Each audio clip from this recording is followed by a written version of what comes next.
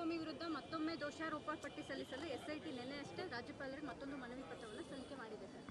ಸಿದ್ದರಾಮಯ್ಯ ಅವರ ವಿಚಾರವಾಗಿ ರಿಯಾಕ್ಟ್ ಮಾಡಿದಂಥ ರಾಜ್ಯಪಾಲರು ಇದರಲ್ಲಿ ರಿಯಾಕ್ಟ್ ಮಾಡ್ತಾರಾ ಅಂತ ಅಷ್ಟೇ ನನಗೆ ಗೊತ್ತಿಲ್ಲಮ್ಮ. ನಾನು ರಾಜ್ಯಪಾಲರಿಗೂ ಸ್ಪೋಕ್ಸ್ಮನ್ ಅಲ್ಲ, ಲೋಕಾಯುಕ್ತಗೂ ಸ್ಪೋಕ್ಸ್ಮನ್ ಅಲ್ಲ. ನಾನಿದ್ರು ಕಾಂಗ್ರೆಸ್ ಪಾರ್ಟಿ ಸ್ಪೋಕ್ಸ್ಮನ್ನು.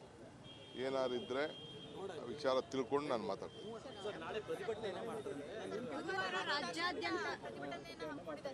ಯಾರು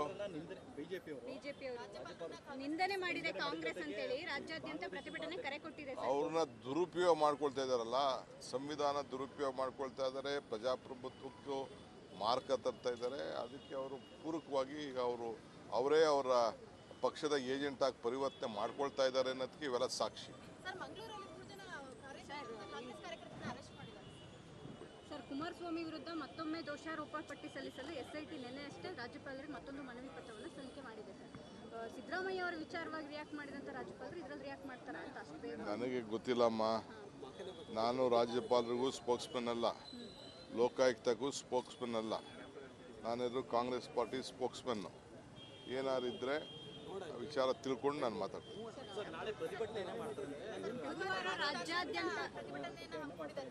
ಯಾರು ನಿಂದನೆ ಮಾಡಿದೆ ಕಾಂಗ್ರೆಸ್ ಅಂತೇಳಿ ರಾಜ್ಯಾದ್ಯಂತ ಪ್ರತಿಭಟನೆ ಕರೆ ಕೊಟ್ಟಿದೆ. ಅವ್ರನ್ನ ದುರುಪಯೋಗ ಮಾಡ್ಕೊಳ್ತಾ ಇದಾರಲ್ಲ, ಸಂವಿಧಾನ ದುರುಪಯೋಗ ಮಾಡ್ಕೊಳ್ತಾ ಇದ್ದಾರೆ, ಪ್ರಜಾಪ್ರಭುತ್ವಕ್ಕೂ ಮಾರ್ಕ ತರ್ತಾ ಇದ್ದಾರೆ. ಅದಕ್ಕೆ ಅವರು ಪೂರಕವಾಗಿ ಈಗ ಅವರೇ ಅವರ ಪಕ್ಷದ ಏಜೆಂಟ್ ಆಗಿ ಪರಿವರ್ತನೆ ಮಾಡ್ಕೊಳ್ತಾ ಇದ್ದಾರೆ ಅನ್ನೋದಕ್ಕೆ ಇವೆಲ್ಲ ಸಾಕ್ಷಿ.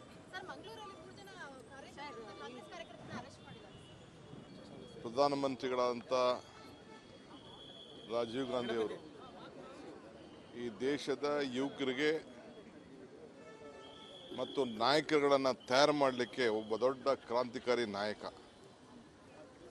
ಆತನ ಜನ್ಮದಿನವನ್ನು ನಾವೆಲ್ಲ ಭಾಳ ಸಂತೋಷದಿಂದ ಆಚರಣೆ ಮಾಡ್ತಾ ಇದ್ದೇವೆ. ನಾನು ಬೆಂಗಳೂರು ನಗರದ ಮಂತ್ರಿ ಆದ ಮೇಲೆ ನನ್ನ ಡಿಕ್ಷನರಿ ಗ್ರ್ಯಾಂಟ್ನಲ್ಲಿ ಮೊದಲನೆಯ ಸಹಿ ಬಿದ್ದಿದ್ದು ಈ ಪುತ್ಥಳಿಯನ್ನು ಹೊಸದಾಗಿ ಮಾಡೋಂಥದ್ದು. ಮತ್ತು ದಿನೇಶ್ ಗುಂಡೂರಾಯರು ಅವರ ಕ್ಷೇತ್ರದ ಸಿಗ್ನಲ್ ಫ್ರೀ ಕಾರಿಡಾರನ್ನು ರಾಜೀವ್ ಗಾಂಧಿ ಅವರ ಹೆಸರಿಡಬೇಕು ಅಂಥೇಳಿ ಅವರು ಪ್ರಪೋಸ್ ಮಾಡಿ ಇದನ್ನು ನಾವೀಗಾಗಲೇ AICC ಅಧ್ಯಕ್ಷರ ಖರ್ಗೆ ಅವರ ಕೈಯಲ್ಲಿ, ಮುಖ್ಯಮಂತ್ರಿಗಳ ಕೈಯಲ್ಲಿ ಇದನ್ನು ಉದ್ಘಾಟನೆಯನ್ನು ಕೂಡ ನಾವು ಮಾಡಿದ್ದೇವೆ. ಪ್ರತಿ ವರ್ಷ ಬೆಂಗಳೂರು ನಗರ ಕಾರ್ಪೊರೇಷನ್ನೇ ಈ ಕಾರ್ಯಕ್ರಮವನ್ನು ನಡೆಸುವಂಥ ಒಂದು ಆದೇಶ ಕೂಡ ನಾನು ಮಾಡ್ತಾಯಿದ್ದೀನಿ.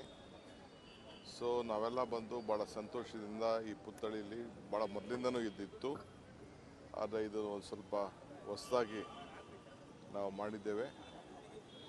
ರಾಜೀವ್ ಗಾಂಧಿ ಅವರು ನಮಗೆ ಕೊಟ್ಟಂಥ, ಯುವಕರು ಕೊಟ್ಟಂಥ ಶಕ್ತಿ, ಹೊಸ ಪೀಳಿಗೆಗೆ ಮತದಾನದ ಹಕ್ಕು, panchayat Raj 73rd 74th amendment ಮತ್ತು ಈ ಟೆಲಿಫೋನ್ ಕ್ರಾಂತಿ ಏನಿದೆಯಲ್ಲ, ಎಲ್ಲರ ಕೈಯಲ್ಲೂ 2 ಫೋನ್ 3 ಫೋನ್ ಇದೆಯಲ್ಲ, ಇದು ಈ ದೇಶಕ್ಕೆ ತಂದದ್ದು ರಾಜೀವ್ ಗಾಂಧಿಯವರು.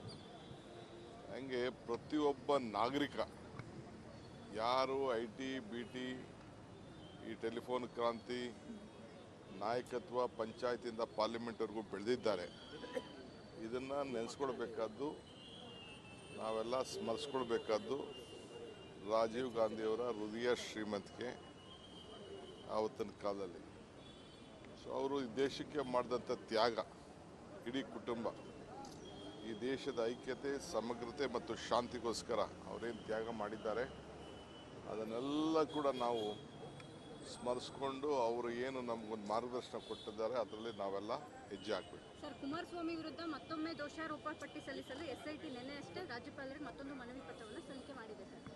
ಸಿದ್ದರಾಮಯ್ಯ ಅವರ ವಿಚಾರವಾಗಿ ರಿಯಾಕ್ಟ್ ಮಾಡಿದಂಥ ರಾಜ್ಯಪಾಲರು ಇದರಲ್ಲಿ ರಿಯಾಕ್ಟ್ ಮಾಡ್ತಾರಾ ಅಂತ ಅಷ್ಟೇ ನನಗೆ ಗೊತ್ತಿಲ್ಲಮ್ಮ. ನಾನು ರಾಜ್ಯಪಾಲರಿಗೂ ಸ್ಪೋಕ್ಸ್ಮನ್ ಅಲ್ಲ, ಲೋಕಾಯುಕ್ತಗೂ ಸ್ಪೋಕ್ಸ್ಮನ್ ಅಲ್ಲ. ನಾನಿದ್ರು ಕಾಂಗ್ರೆಸ್ ಪಾರ್ಟಿ ಸ್ಪೋಕ್ಸ್ಮನ್ನು. ಏನಾರಿದ್ರೆ ವಿಚಾರ ತಿಳ್ಕೊಂಡು ನಾನು ಮಾತಾಡ್ತೀನಿ.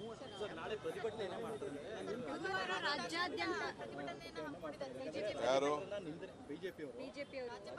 ನಿಂದನೆ ಮಾಡಿದೆ ಕಾಂಗ್ರೆಸ್ ಅಂತೇಳಿ ರಾಜ್ಯಾದ್ಯಂತ ಪ್ರತಿಭಟನೆ ಕರೆ ಕೊಟ್ಟಿದೆ. ಅವ್ರನ್ನ ದುರುಪಯೋಗ ಮಾಡ್ಕೊಳ್ತಾ ಇದಾರಲ್ಲ, ಸಂವಿಧಾನ ದುರುಪಯೋಗ ಮಾಡ್ಕೊಳ್ತಾ ಇದ್ದಾರೆ, ಪ್ರಜಾಪ್ರಭುತ್ವಕ್ಕೂ ಮಾರ್ಕ ತರ್ತಾ ಇದ್ದಾರೆ. ಅದಕ್ಕೆ ಅವರು ಪೂರಕವಾಗಿ ಈಗ ಅವರೇ ಅವರ ಪಕ್ಷದ ಏಜೆಂಟ್ ಆಗಿ ಪರಿವರ್ತನೆ ಮಾಡ್ಕೊಳ್ತಾ ಇದ್ದಾರೆ ಅನ್ನೋದಕ್ಕೆ ಇವೆಲ್ಲ ಸಾಕ್ಷಿ.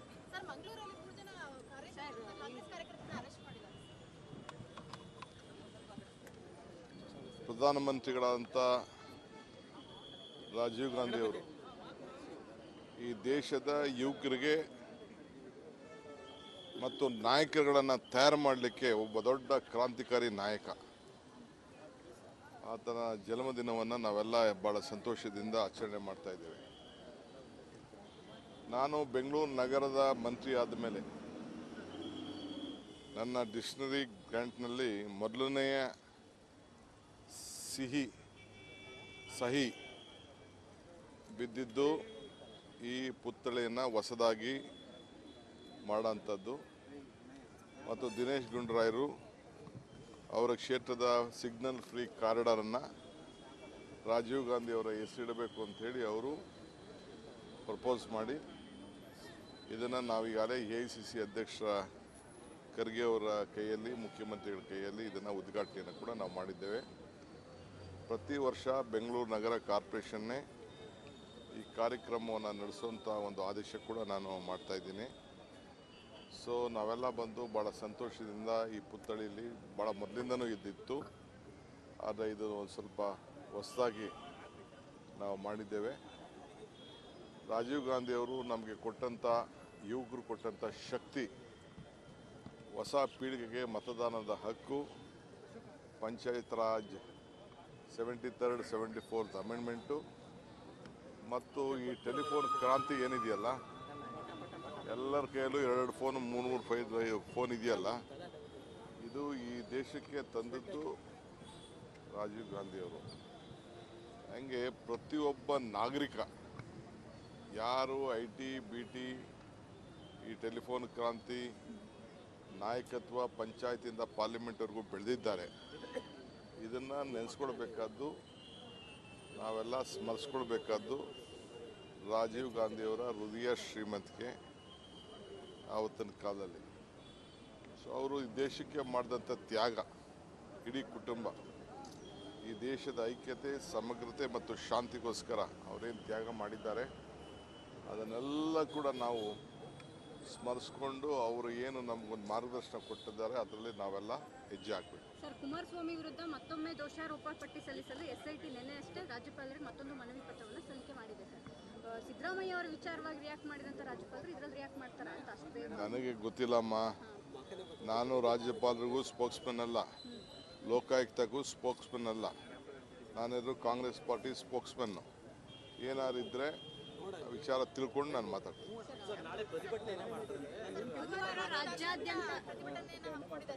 ಯಾರು ಬಿಜೆಪಿ ನಿಂದನೆ ಮಾಡಿದೆ ಕಾಂಗ್ರೆಸ್ ಅಂತೇಳಿ ರಾಜ್ಯಾದ್ಯಂತ ಪ್ರತಿಭಟನೆ ಕರೆ ಕೊಟ್ಟಿದೆ. ಅವ್ರನ್ನ ದುರುಪಯೋಗ ಮಾಡ್ಕೊಳ್ತಾ ಇದ್ದಾರಲ್ಲ, ಸಂವಿಧಾನ ದುರುಪಯೋಗ ಮಾಡ್ಕೊಳ್ತಾ ಇದ್ದಾರೆ, ಪ್ರಜಾಪ್ರಭುತ್ವಕ್ಕೂ ಮಾರ್ಕ ತರ್ತಾ ಇದ್ದಾರೆ. ಅದಕ್ಕೆ ಅವರು ಪೂರಕವಾಗಿ ಈಗ ಅವರೇ ಅವರ ಪಕ್ಷದ ಏಜೆಂಟ್ ಆಗಿ ಪರಿವರ್ತನೆ ಮಾಡ್ಕೊಳ್ತಾ ಇದ್ದಾರೆ ಅನ್ನೋದಕ್ಕೆ ಇವೆಲ್ಲ ಸಾಕ್ಷಿ.